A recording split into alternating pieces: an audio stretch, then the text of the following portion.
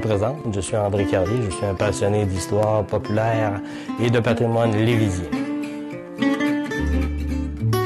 Dès ma jeunesse, la maison que mes parents habitaient avait beaucoup de livres, beaucoup d'encyclopédies bien illustrées.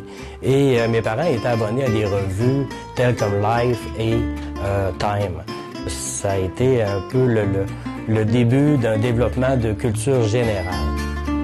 Dès le secondaire, en fin de compte, j'ai pu m'approcher davantage de l'histoire du Canada, bien entendu qu'on a appris, l'histoire du Québec, et ce, grâce à deux enseignants, dont Maurice Baudry et Antoine Desmeules, qui avaient une façon tout à fait exceptionnelle de rendre les moments forts de notre histoire.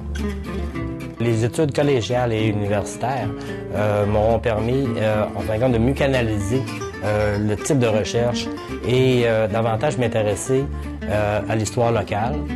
La première publication à compte d'auteur est la Chronique des incendies à Lévis de 1855 à aujourd'hui.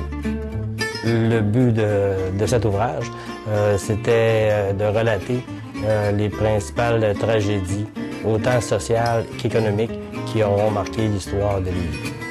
En 1995, j'ai publié « À la découverte des rues de Lévis », qui est un recueil des 800 noms de rues appartenant à Lauson, Lévis et Saint-David-de-l'Aubervilliers.